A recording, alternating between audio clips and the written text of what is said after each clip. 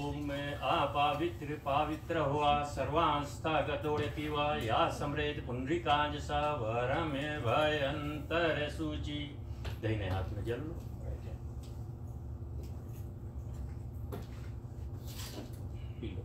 ओम केशवाय नमः। हरि ओम माधवाय नमः। हरि ओम नारायण नमः। ओम अपावित्र पवित्र हुआ सर्वांस्था गतोड़ती वा या समृत पुंडरीकांज सा वरम भयंतर सूची। बायां हाथ। जिस उंगली में पैती है उसी उंगली से सभी अंगों को पवित्र करना। सर्वशक्तिमान परमात्मा से विनती करो कि भगवान जो प्रत्येक अंग में स्पष्ट करने जा रहे हैं वो सदा निरोग रहें ताकि सदा आपके पूजन कर सकूं। सर्वप्रथम मुख में ओम वाग्य मासे अस्तु नाकों में। ओम नक्षोर में प्राणवस्तु आंखों में। ओम अक्षोर में चचरस्तु कानों में। ओम कहनोर में त्रोतमस्तु बाहों में। ओम बाहुर में बलमस्तु घुटना में। ओम ऊर्ज में ऊर्जवस्तु हृदय में। ओम हृदय में शांति अस्तु पक्षी। ओम अरिष्टान में अंगानी तनुस्तन्वा में साहा संतु। अच्छा फूल चावल ले लो हाथ में।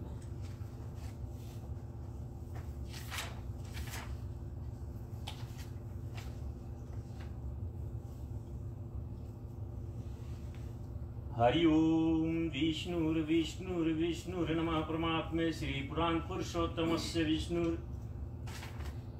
राज पर्वत मानस्य अद्य ब्राह्मणोदित प्रादे श्री श्वेत बारह कल्पे भक्ष्वन मन्वंतरे अष्टाविशिष्टतमे कलयुगे काली प्रथम चरणे अमेरिका देशे प्रशांत सागर मध्य स्थिते सैक्रामेंटो स्थाने अधिक मासे शुक्ल कृष्ण पक्षे अमुख तिथियां मंगलवार वासरे अधमुख गोत्रपण मुख्य नामनी श्री पुराण फल प्राप्ति पूर्वक मम पितु अमुख गोत्र से अमुख नाम ने राम राज नाम से पृथ से धनिष्ठादि पंजन्य दुर्मनादि वंश अशीरिष्टं। नमस्कार। ओम मलका धनी सुगंधनी मालित्यादनी मया हृतानि पूजार्थ पुष्पानि प्रतिगृहीताम्। अगरबत्ती दिया जला।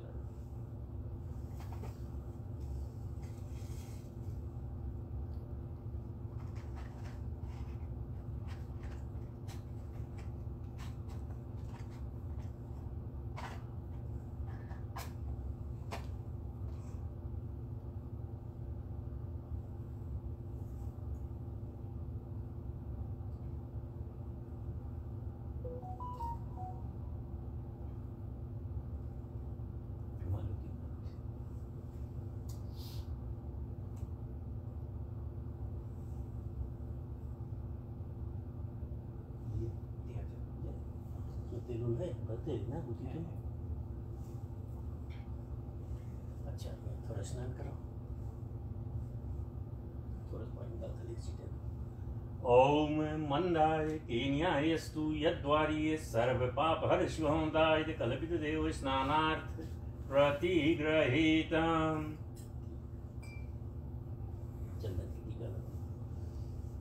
ओम श्री अखंड चंदनम दिव्यो गंधारियो विलेपनम चंदनम प्रतिगृहीतम्।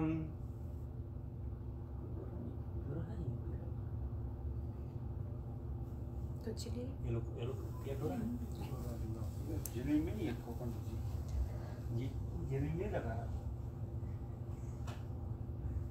ओके कहाँ दूरी है? नहीं लगाने का नहीं नहीं हाँ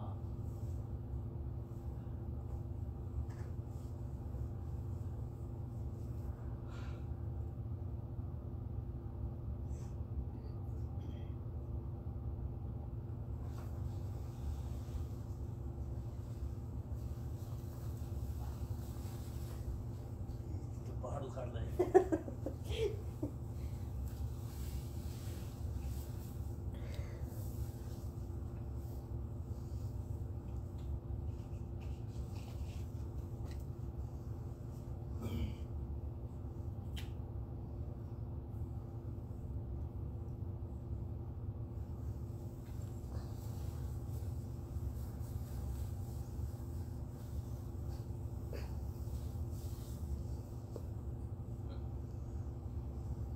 ओम ब्रह्मा विष्णु महेशत निरीचितम ब्रह्म सूत्रकम एवोपावित दानेन पीता कमलापति। नमस्कार।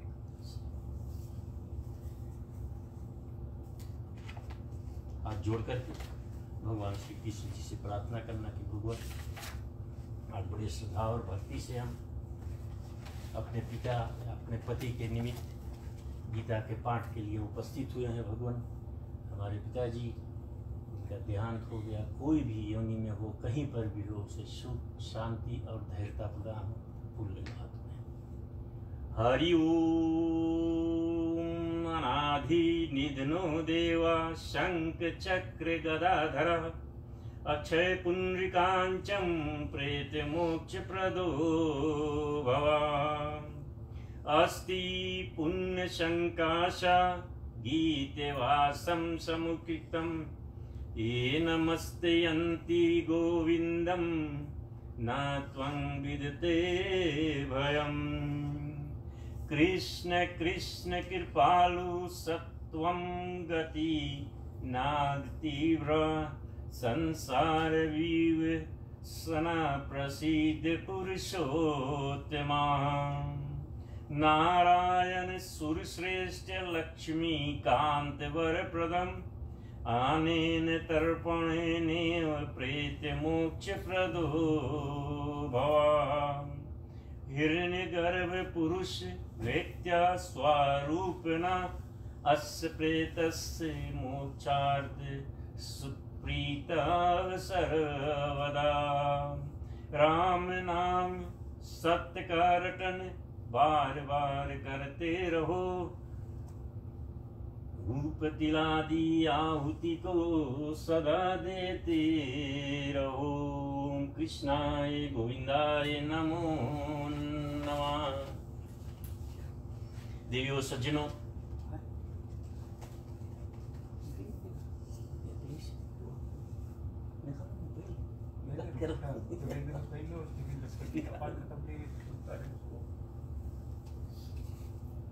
फूल ले लो हाथ में।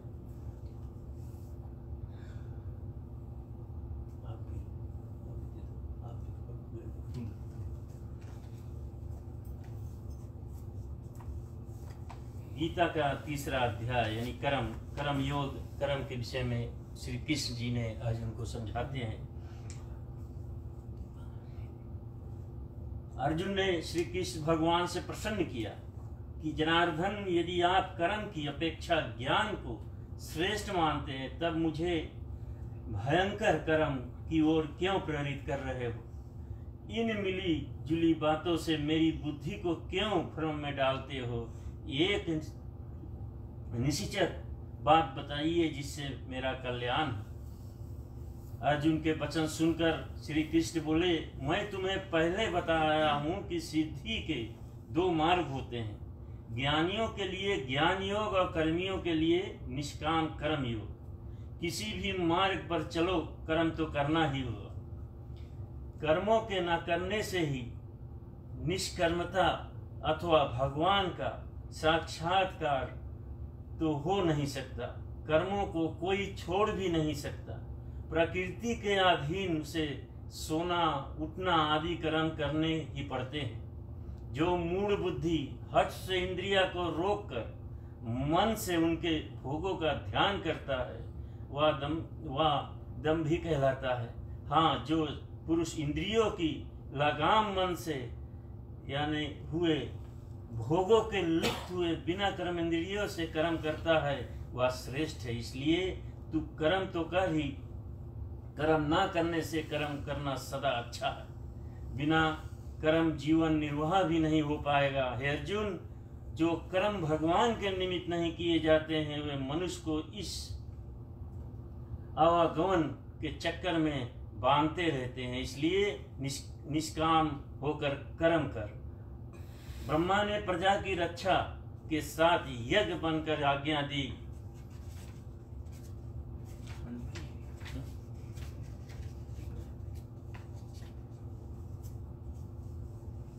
कि यज्ञ द्वारा तुम लोग बढ़ोगे या यज्ञ तुम्हारा कामधेनु रहेगा। तुम लोग यज्ञ द्वारा देवताओं को संतुष्ट करो, वे तुम्हें उन्नत करेंगे। इस प्रकार परस्पर उन्नति करते हुए परम कल्याण प्राप्त होगा। यज्ञ से प्रसन्न किए देवता तुम्हें इच्छित भोग पहुंचाएंगे। इन भोगों को जो इन्हें दिए बिना भोगता है वह निश्चय चोर ही है। यज्ञ से बचे भोगों को भोगने वाले श्रेष्ठ पुरुष सब पापों से मुक्त रहते हैं, और जो केवल अपने लिए ही भोग जमा करते हैं वह निश्चय पाप ही भोगते हैं। यह सृष्टि चक्र ऐसा है कि सर्व प्राणी अन्न से पैदा होते हैं, और अन्न की उत्पत्ति वर्षा से और दृष्टि की रचना यज्ञ से होती है। यज्ञ का अर्थ है सर्वकार या ब्रह्म अर्थात वेद ज्ञान से, और ज्ञान अविनाशी परमात्मा से मिलता है। इस प्रकार सर्वव्यापी परमेश्वर की प्रतिष्ठा सदा यज्ञ में है। जो पुरुष इस सृष्टि चक्र के अनुसार नहीं बरतता वह पापी व्यर्थ ही जीता है, परंतु जो पुरुष आत्म तत्व में लीन और उससे संतुष्ट रहता है उसके लिए कुछ भी कर्तव्य नहीं है। इसलिए हे अर्जुन, तू आसन सख्त रहकर कर्म करता जा। इस प्रकार कर्म करने वाला मनुष्य ईश्वर को प्राप्त करता है। जनक आदि संतों ने ऐसे ही कर्म योग से सिद्धि पाई थी। फिर लोक हितार्थ भी कर्म करने ही चाहिए, कारण कि भले आदमी को देख दूसरे पुरुष उसका अनुसरण करते हैं। हे अर्जुन, मुझे ही देख, तीनों लोकों में मुझे सब कुछ प्राप्त है, तो भी मैं संध्या तर्पण प्रीत सेवा आदि सत्कर्म को करता हूँ। यदि मैं आलसी हो सत्कर्म में भी त्याग बैठूं, तब मुझको देख सभी सत्कर्मों को छोड़ बैठेंगे। सब लोक नष्ट हो जाएंगे, प्रजा में वर्ण संकरता हो जाएगी, और मैं सारी प्रजा का विनाशक कहलाऊंगा। ये तो हे कुरुवंशियों, मैं श्रेष्ठ अर्जुन अज्ञानी पुरुष अशक्ति कर्म करते हैं, वैसे ही ज्ञान के पुरुष लोगों की शिक्षा के लिए आसक्ति रहित कर्म करते हैं। कर्म करना छोड़कर अज्ञानियों में कर्म के प्रति अश्रद्धा उत्पन्न ना होने दे, अपितु स्वयं समता बुद्धि रखता हुआ उनसे भी वैसा ही कर्म करावे। हे अर्जुन, वस्तुतः तो कर्म प्रकृति के गुण द्वारा किए हुए होते हैं, और अहंकार वाला पुरुष कहता है मैं करता हूँ, ऐसा समझता है। परंतु जो ज्ञानी पुरुष गुण विभाग और कर्म विभाग के तत्व को जानता है, आत्मा को इन दोनों से निर्लेप अनुभव करता है, वह जानता है गुणों में बरतते हैं, इसलिए वह कर्मों से सुख अथवा दुखी नहीं होता। प्रकृति के गुणों से भ्रांत बुद्धि पुरुष प्रकृति के गुण और कर्मों में लिप्त होते हैं। अल्प बुद्धिया को ज्ञानी पुरुष चक्कर में ना डाले। इसलिए हे अर्जुन, आत्म विमुख होकर मुझ में सब कर्मों को अर्पित कर दे। आशा और ममता को त्याग, निश्चित हो युद्ध कर। जो मनुष्य श्रद्धा से मेरी यह सलाह मानते हैं वे सब कर्म बंधन से छूट जाते हैं, और जो इनमें मीन मेघ निकलाते हैं इनके अनुसार बरतते नहीं, वे भ्रांत बुद्धि कल्याण मार्ग से भ्रष्ट हो जाते हैं। ज्ञानी अपने स्वभाव से अनुकूल कर्म करता है, सभी स्वभाव के अधीन है, हठ से कोई लाभ नहीं होता। मनुष्य को चाहिए सभी इंद्रियों के भोगों में जो राग द्वेष और भावना भरी रहती है उसके अधीन ना हो। कल्याण के मार्ग में बाधक ये दोनों ही लुटेरे हैं। गुण रहित भी अपने स्वभाव के अनुसार किया हुआ कर्म अच्छी प्रकार साधे हुए दूसरे के स्वभावानुसार धर्म से अधिक अच्छा है। स्वधर्म के साधन में जीवन खपा देना कल्याणकारक है। दूसरे का धर्म भयकारक होता है। यह सुनकर अर्जुन ने पूछा, हे युद्धपति, ये तो बताइए कि ना चाहते हुए भी मानो खंड की जार जोर से पुरुष से पाप कौन करता है? भगवान कृष्ण ने कहा, रजोगुण से उत्पन्न काम ही क्रोध है और मनुष्य को पाप की ओर ले जाता है। उसकी भूख बहुत बड़ी है, ये बड़ा पापी है। इसको तू अपना बैरी जान जैसे धुएं से अग्नि और जल से धूल से दर्पण और जेर से गर्भस्थ शिशु ढक जाता है, वैसे ही ज्ञानियों को सदा बैरी सदा अग्नि सरीखे काम से ज्ञानी का ज्ञान ढका रहता है। यह काम मनुष्य की इंद्रियां, मन और बुद्धि में रहता है और इनके द्वारा ही मनुष्य को मूढ़ बनाता है। इसलिए हे अर्जुन, तू पहले इंद्रियों को वश में कर, ज्ञान विज्ञान को नष्ट करने वाले इस पापी काम को विध्वंस कर दो। जो तू समझे कि यह मेरी शक्ति से बाहर है, सो बात नहीं, कारण कि इंद्रियां से सूक्ष्म मन, मन से सूक्ष्म बुद्धि और बुद्धि से सूक्ष्म आत्मा है। इस प्रकार आत्मा सबसे सूक्ष्म और अधिक बलवान है। हे महाबाहु अर्जुन, अपने बल को समझकर उसके द्वारा दुर्जन रूपी काम शत्रु को मारकर जय को प्राप्त कर।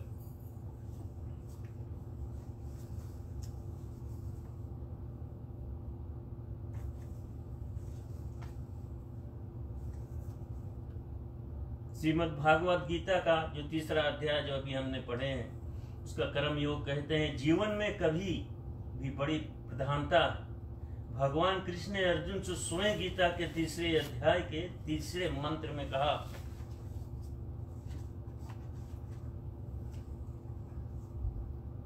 भगवान कहते हैं कि इस लोक में दो प्रकार की निष्ठा मेरे द्वारा कही गई, ज्ञानियों की ज्ञान योग से और योगियों की निष्काम कर्म योग से। इसका यह अर्थ नहीं है कि हम किसी की मार्ग में कर्मों को त्याग करें, क्योंकि यदि हम सोचते हैं कि हम कोई कर्म नहीं करेंगे तो हमें भगवान का साक्षात्कार होगा, तो ऐसी बात नहीं है। सज्जनों, जीवन में हम बिना कर्म किए रह ही नहीं सकते। हमें हर पल हर क्षण कर्म करना पड़ता है, क्योंकि प्रकृति ही हमें कर्मों में लगाती है। भगवान ने तीसरे अध्याय के 7वें मंत्र में कहा है, यस्तित्रवन्द्रियाणि मनसा नियम न्यामते अर्जुना कर्मेंद्रिय कर्म योगम सक्त सविशिष्यते। यानी जो पुरुष मन से इंद्रियों को वश में करके कर्म करते हैं, यानी यह सोचकर कि हमें यह कर्म करना है और उसमें आसक्ति नहीं रखते, तो वे पुरुष श्रेष्ठ। जो कर्म हमारे लिए निर्धारित है, हमें उन्हें करना ही ठीक है, क्योंकि बिना कर्म किए हम शरीर का निर्वाह नहीं कर सकते। इस जीवन को चलाने के लिए हमें कर्म करना अति आवश्यक है, क्योंकि बिना कर्म किए हम निष्प्राण के समान हो जाएंगे। कर्म तो हमारे जीवन में अति आवश्यक है। प्रकृति अनुसार भिन्न भिन्न प्रकार के कर्म निश्चित है, जिन्हें मनुष्य को करना ही पड़ता है, नहीं तो आप पाप का भागी बनता है। भगवान ने गीता के तीसरे अध्याय के 16वें मंत्र में कहा है, यो प्रावृतम चक्र नानवृत्तयति ही यः। यानी भगवान कहते हैं, जो मनुष्य प्रकृति के द्वारा रचे हुए कर्मों को नहीं करता है, वह इंद्रियों के साथ सुख को भोगने वाला मनुष्य व्यर्थ ही जीता है। तात्पर्य यह है कि कर्म हमारे जीवन में अति आवश्यक है। हर क्षण मनुष्य कर्म किए बिना नहीं रह सकता। भगवान ने कहा, तू अपना कर्म किए बिना नहीं रह सकता, तू अपना कर्म अवश्य कर, पर उन कर्मों के फल को आसक्ति का त्याग कर दे। भगवान कहते हैं, कर्म तो मुझे भी प्रकृति के अनुसार करने पड़ते हैं। यदि मैं सावधान हुआ कर्मों को ना करूं, तब सब प्रकार से मनुष्य मेरा स्वभाव के अनुसार बरतने लगेंगे और अभिचार बढ़ेगा। वास्तव में सारे ही कर्म प्रकृति के द्वारा किए जाते हैं, पर मनुष्य समझने लगता है कि मैं करता हूँ। यहाँ मैं का भाव आता है। भगवान ने अर्जुन से गीता के 3 अध्याय के 30वें मंत्र में कहा, तू ध्यान पूर्वक दृढ़ मन से संपूर्ण कर्मों को मुझ में समर्पित कर दो। आशा और ममता को त्याग करते हुए सब कर्मों को मुझ में अर्पित कर दो और युद्ध करो। जो मनुष्य मेरी इस बात को मानते हैं, मेरे कहने के अनुसार चलते हैं, वे पुरुष संपूर्ण कर्मों के बंधन से छूट जाते हैं। सभी प्राणी प्रकृति के वशीभूत होकर स्वभाव से ही कर्मों को करते हैं। मनुष्य हर समय कुछ न कुछ कर्म अवश्य करता है, चाहे ज्ञान से करे या अज्ञान से करे। उदाहरण के लिए माँ का बच्चों की देख रेख करना एक महान कर्म है। पुरुष को अपने परिवार के पालन के लिए कर्म करना भी पड़ता है। इससे यह तात्पर्य है कि कर्म अनेक प्रकार के हैं जिन्हें हमें करना ही पड़ता है। जीवन में कर्म की प्रधानता है। कर्म 11 प्रकार के हैं। कर्म वह है जो विश्व भोगों की प्राप्ति के लिए है। जैसे किसान खेती करता है और कर्म उसकी कमाई के लिए है। संसारिक चीजों की प्राप्ति के लिए किए हुए कर्म कर्म कहलाते हैं। अकर्म अकर्म यानी ईश्वर की प्राप्ति के लिए किया गया कर्म अकर्म कहलाता है। इनमें केवल ध्यान ही आता है। विक्रम वह कर्म है जो अच्छा ही नहीं होता और बुरा भी नहीं होता। इसमें परमार्थ और स्वार्थ कुछ भी नहीं होता है। वेद के कर्म को ही विक्रम कहते हैं। जैसे हम बैठकर कहानी की किताब पढ़ रहे हैं या सिनेमा देख रहे हैं, इनसे ना किसी का भला होता है और ना ही बुरा या व्यर्थ का कर्म। सुक्रम सहायता, किसी की सहायता करना, सेवा करना, इसे सुक्रम कहते हैं।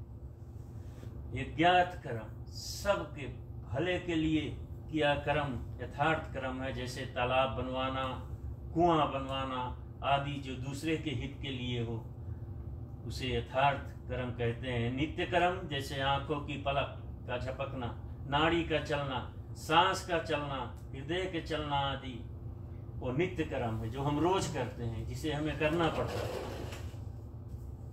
नैमित्तिक कर्म, निमित्त कर्म जैसे जन्माष्टमी का व्रत हो, शिव जी का व्रत, सोमवार का व्रत आदि व्रत कर्म है जो किसी के निमित्त किया जाता है।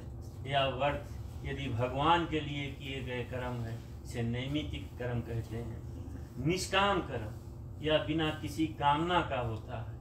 अपने लिए किया कर्म सकाम होता है, दूसरों के लिए किया कर्म निष्काम होता है। निष्काम कर्म यथार्थ कर्म से छोटा होता है। निष्काम कर्म यथार्थ कर्म नहीं होता है।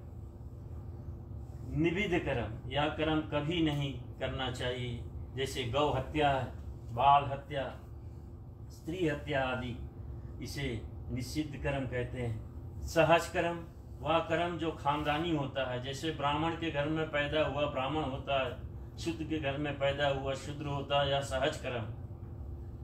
अक्रम सकाम नहीं होते। सकाम का अर्थ सांसारिक सुखों के लिए, ईश्वर की प्राप्ति के लिए किया हुआ कर्म अक्रम।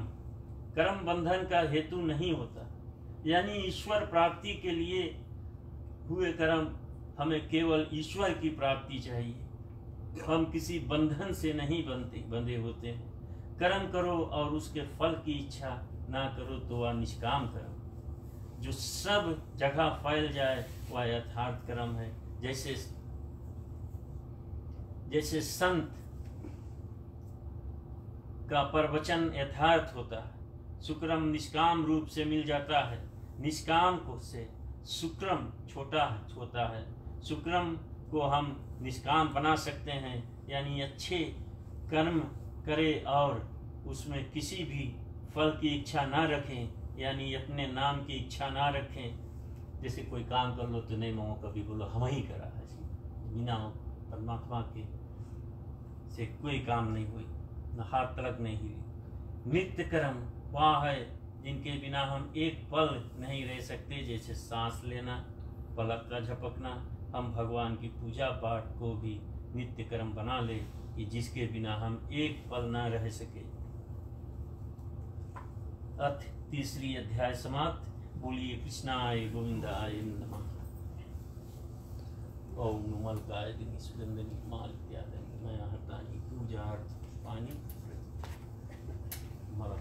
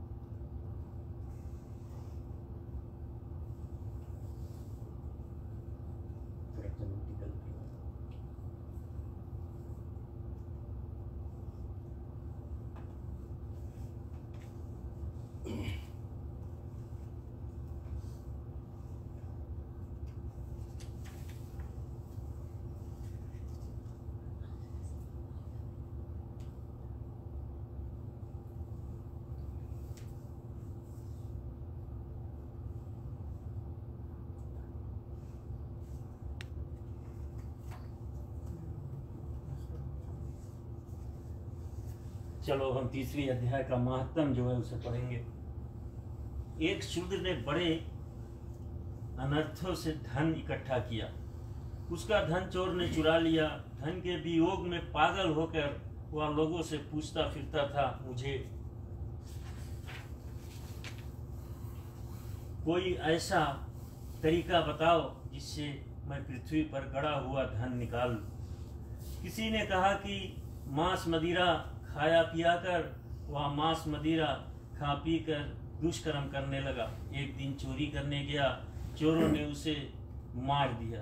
वह प्रेत योनि में पाकर एक बड़े वृक्ष पर दुखित और बिल कष्ट जीवन में रहने लगा।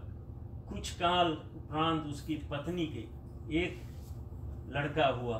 बड़ा होकर लड़के ने अपनी माँ से अपने पिता के विषय में पूछा। माँ ने कहा, तुम्हारे पिता को चोरों ने मार डाला। पुत्र ने पूछा, तुमने उसकी गति कराई? माँ ने कहा, नहीं। पुत्र ने कहा, तो मैं उसकी गति कराने लग गया जी जाऊंगा।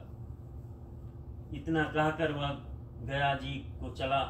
रास्ते में एक बड़ के वृक्ष के नीचे बैठकर वह गीता के तीसरे अध्याय का पाठ करने लगा।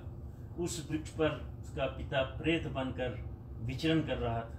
तीसरे अध्याय का पाठ सुनकर वह प्रेत योनि से मुक्त हो देवदेही पा अपने पुत्र के सामने आकर बोला, मैं तेरा पिता हूँ। तुमने गीता जी के तीसरे अध्याय का पाठ करके मेरी गति कराई। तेरे 7 पीढ़ी के पितर नरकों का दुख भोग रहे हैं।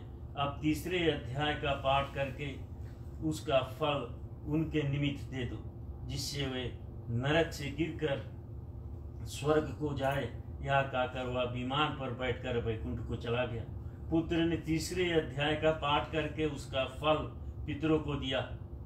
वे नरक से छूटकर स्वर्ग को प्राप्त हुए। धर्मराज के पास दूतों ने आकर कहा कि यह नरक खाली हो गया, वहाँ के जीव स्वर्ग को चले गए। धर्मराज चिंतित होकर उसी समय श्री नारायण जी के पास गए और बोले, भगवान, जो जीव जन्मांतर से पापी थे उन्हें आपके दूत वैकुंठ को ले गए। नारायण ने प्रसन्न होकर कहा, धर्मराज दुखी मत हो। जब से जो जीव गीता का पाठ अथवा श्रवण करे या कोई जीव गीता पाठ करके उसका फल किसी दूसरे जीव को दे दे, उसे भी नरक में मत भेजना। इतनी सुनकर धर्मराज ने अपनी पुरी में आकर नारायण जी की दी हुई आज्ञा अपने दूतों को दी। श्री नारायण जी लक्ष्मी जी से बोले, या मैंने तुम्हें तीसरे अध्याय का महात्म कहा तो तूने सुना है। इति श्री पद्य पुराणे सती ईश्वर संवादे उत्तराखंडे 3रा महात्यम नाम 3य अध्याय समाप्त। बोलिए श्री कृष्ण भगवान की जय। ओम नमो भगवते वासुदेवाय नमः। हरि ओम नमो भगवते वासुदेवाय नमः। ओम नमो भगवते वासुदेवाय नमः।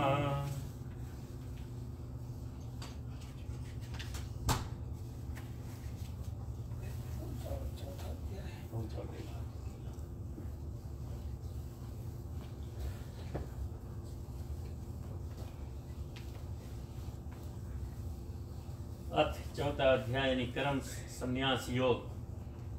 उसके उपरांत श्री कृष्ण महाराज बोले, हे अर्जुन, सृष्टि को आदि में अविनाशी कर्म योग मैंने विवस्वान को बतलाया था। विवस्वान सूर्य ने पुत्र मनु को बतलाया। मनु ने इच्छाहुक को इस प्रकार परंपरा से राज ऋषियों ने जाना, परंतु अब इस पुरातन योग को लोग भूल चुके हैं। यही पुरातन रहस्य मैंने तुझे बतलाया, क्योंकि तू मेरा भक्त है और मित्र भी है। यह सुनकर अर्जुन ने पूछा, भगवान, आपका जन्म तो पीछे का है और विवस्वान का बहुत पुराना है, फिर मैं यह कैसे जानूं कि सृष्टि के आदि में अपने आप ने विवस्वान को यह सब बताया था। श्री कृष्ण महाराज ने उत्तर दिया कि हे अर्जुन, मेरे और तेरे अनेक जन्म हो चुके हैं, उन सब को मैं जानता हूँ, तू नहीं जानता। मैं अविनाशी जन्मा और सब प्राणियों का अधिष्ठा होता हुआ भी योग माया द्वारा अपनी प्रकृति को अधीन करके प्रकट होता हूँ। जब धर्म की हानि और अधर्म की वृद्धि होती है, तब मैं अपने रूप को प्रकट करता हूँ। साधु पुरुषों का उद्धार, पापियों का विनाश तथा धर्म की स्थापना करने के लिए प्रकट होता। जो पुरुष मेरे इस दिव्य जन्म और कर्म को सच्चा जान लेता है, वह फिर जन्म मरण के बंधन से छूटकर परमात्मा में लीन अधिष्ठित हो जाता है। ऐसे कितने ही पुरुष ज्ञान रूप तप से पवित्र होकर राग, भय और क्रोध की भावना से युक्त होकर परमात्मा में लीन हो चुके। अर्जुन, परमात्मा की भक्ति जिस रूप में है जो कोई करता है, वही रूप उसको प्राप्त होता है। इस रहस्य को जानकर बुद्धिमान पुरुष उसी के मार्ग पर चलते हैं। जो मनुष्य कर्म फल चाहते हुए देवताओं की पूजा करते हैं, उन्हें मनुष्य लोक में कर्म फल प्राप्त होता है। गुण और कर्मों के बंटवारे से ब्राह्मण, क्षत्रिय, वैश्य और शुद्ध की रचना को भी अविनाशी आकर्ता परमात्मा की रचना समझो। जो यह जानता है कि परमात्मा की कर्म फल का इच्छा नहीं है, तो उसे कर्मों का लेप नहीं होता, वह पुरुष भी कर्मों से नहीं बंधता। यह समझकर पहले ही पूर्वजों ने कर्म किए हैं, इसलिए तू भी पूर्वजों द्वारा सदा किए हुए कर्मों को इसी प्रकार से कर। कर्तव्य कर्म क्या है, क्या नहीं है, इस विषय में विद्वान पुरुष भी चकरा जाते हैं। मैं तुझे उस कर्म के ऐसे समझा दूंगा कि तू संसार के बंधन से मुक्त हो जाएगा। कर्म की गति रहस्यमय है। कर्म का स्वरूप निषिद्ध, कर्म, कुकर्म और अक्रम को भी समझो। जो पुरुष कर्म को अक्रम अर्थात अहंकार फल कामना रहित कर्म करता है, समझता है, और इसी प्रकार निष्काम कर्म अर्थात अक्रम को ही कर्म मानता है, वह बुद्धिमान योगी कर्मों को करने वाला है। हे अर्जुन, जिस व्यक्ति के सब कार्य कामना और संकल्प से रहित है, इस प्रकार ज्ञान और अधीन से जिसने सब कर्मों को झुलसा दिया है, वह पंडित है। कर्म फल भी आसक्ति को छोड़कर, संसार का आश्रय छोड़कर सदा परमात्मा में लिप्त और तृप्त रहने वाला पुरुष भली प्रकार से कर्म करता हुआ भी कुछ नहीं करता है। फल की आशा छोड़े हुए अंतःकरण और शरीर को वश में रखने वाला सब भोग सामग्री से निष्प्रह पुरुष शरीर के कर्म करता हुआ भी पापी नहीं बन पाता।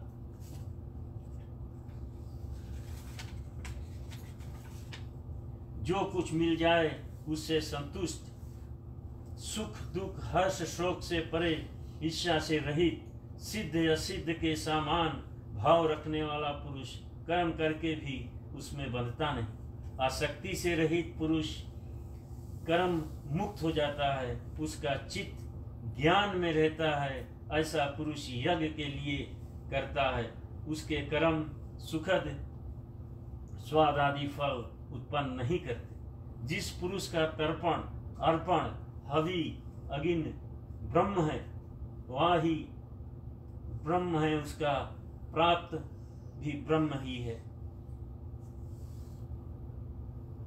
कोई योगी देव यज्ञ करते हैं, कोई ब्रह्मग्नि में यज्ञ करते हैं, अर्थात ज्ञान द्वारा पार ब्रह्म परमात्मा में एक भाव से अवस्थित होते हैं।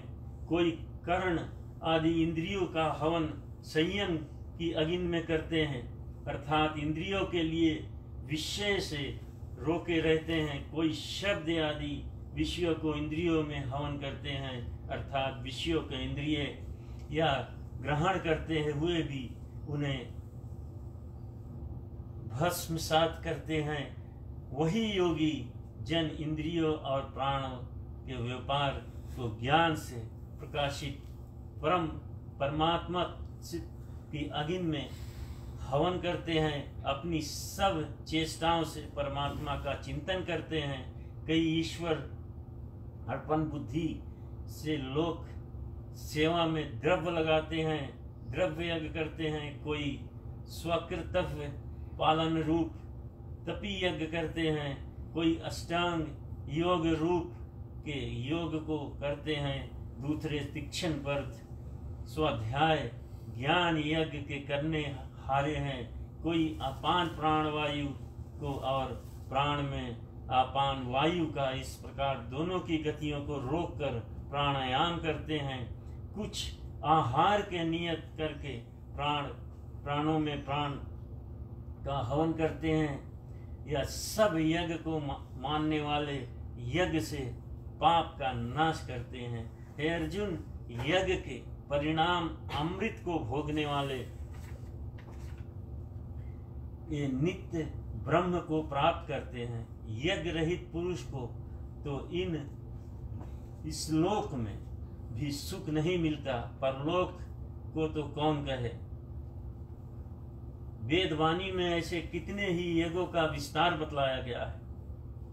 ये सब कर्म यज्ञ है, ऐसा जानकर तू मुक्त हो जाएगा।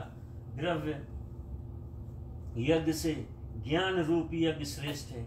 हे अर्जुन, कर्मों को अंतिम सीमा तो ज्ञान ही है। तत्व वेत्ता ज्ञानियों से या ज्ञान नर्म और सेवा से पूछ कर जानना चाहिए। इसको समझ ले, फिर ऐसे चक्कर में नहीं पड़ेगा और फिर अपने आप में और मुझ में भी सब भूत प्राणियों का अवस्थिति देखेगा। यदि तू सबसे अधिक पाप करने वाला भी है तो भी ज्ञान रूपी नौका द्वारा सब पापों से पार हो जाएगा। हे अर्जुन, जो प्रज्वलित अग्नि ईंधन को जला देती है, ऐसे ही ज्ञान अग्नि दुष्कर्मों को राख कर देती है। ज्ञान के समान पवित्र इस लोक में कुछ नहीं है।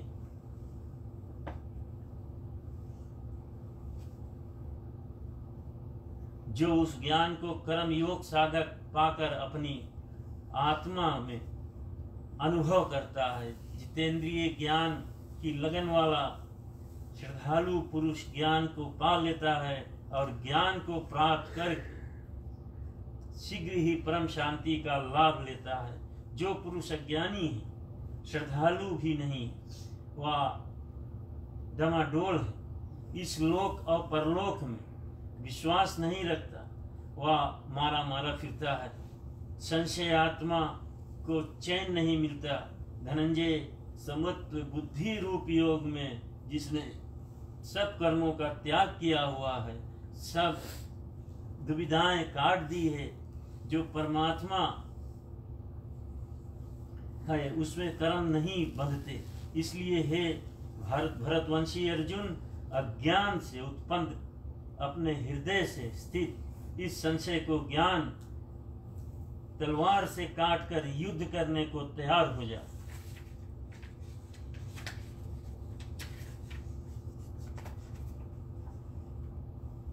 इति श्रीमद्भागवत गीता संपूर्ण ब्रह्म विद्या श्री कृष्ण अर्जुन संवादे कर्म संयोग नाम चतुर्थो अध्याय समाप्त। बोलिए कृष्ण भगवान की जय। ओम नमो भगवते वासुदेवाय नमः। हरि ओम नमो भगवते वासुदेवाय नमः। ओम नमो भगवते वासुदेवाय नमः।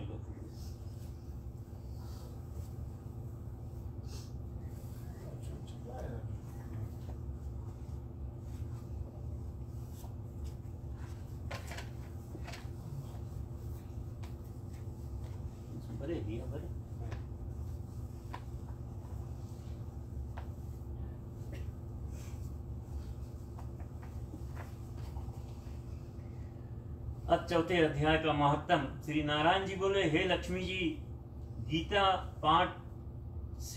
गीता पाठी से छू कर भी अधर्मी विवेक को प्राप्त होते हैं। अब एक कथा श्रवण करो। भागीरथी गंगा के तट पर एक वैष्णव साधु रहता था। वह नित्य ही श्री गंगा जी के स्नान करके गीता के चौथे अध्याय का पाठ करता था। एक दिन वह साधु वन में गया। वहां दो भेड़ियां इकट्ठी खड़ी थी। साधु गर्मी से घबराकर भेड़ियों के नीचे सो गया। एक भेड़ी से उसका सिर लगा और दूसरी भेड़ी से पांव लगा। वह दोनों भेड़ियां उस योनि से छूटकर एक ब्राह्मण के घर में कन्या का रूप में उत्पन्न हुई। जब वह बड़ी हुई तो उन्होंने सोचा कि जिस तपस्वी ने हमें बेनियों के अधम देह से छुटकारा दिलाया था उसे उसका दर्शन करना चाहिए। ये बेचारी अपने पिता से तीर्थ यात्रा की आज्ञा लेकर चली। काशी में जाकर उन्होंने एक साधु वैष्णव को देखा तो वह उसके आगे जाकर दंडवत करके बोली, तुम धन्य हो, तुमने हमें कृतार्थ किया। साधु बोला, मैं तो तुम्हें नहीं जानता। वे दोनों बोली, हम बेरियों हैं, बेरियां हैं जिनका आपने उद्धार किया था। तो साधु बोला, अब मैं तुम्हारी क्या सेवा करूं? वे बोली, कृपा करके हमें गीता के चौथे अध्याय का फल का दान करो। वैष्णव साधु ने चौथे अध्याय का फल दान किया। वो दोनों उसी समय देव देह पाकर वैकुंठ को गए। नारायण बोले, हे लक्ष्मी जी, तूने यह चौथे अध्याय का महत्तम सुना। इति श्री मत्पुराणे सती ईश्वर संवादे उत्तराखंडे गीता महत्तम नाम चतुर्थो अध्याय समाप्त। बोलिए श्री कृष्ण भगवान की जय। ओम नमो भगवते वासुदेवाय नमः। हरि ओम नमो भगवते वासुदेवाय नमः। ओम नमो भगवते वासुदेवाय नमः। हाथ जोड़ करके पार ब्रह्म परमेश्वर से विनती करो कि भगवान, आज हमने जो गीता के पाठ को किए हैं अपने पिता या पति के निमित्त, भगवान इसका जो फल है वो उस जीवंगित आत्मा को प्राप्त हो जो हमें सदा के लिए बिछो हो गया है, कहीं पर भी हो, क्यों कोई भी योनि में हो, उसे इसका फल प्राप्त हो। हमारी आपसे यही प्रार्थना है। बोलिए श्री कृष्ण भगवान की जय।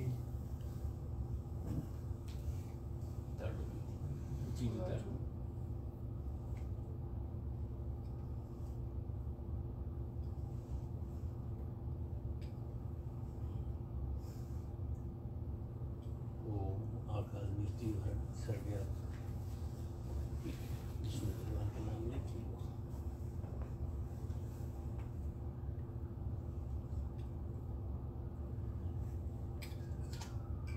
आप जुड़ो, सबसे राम राम करो।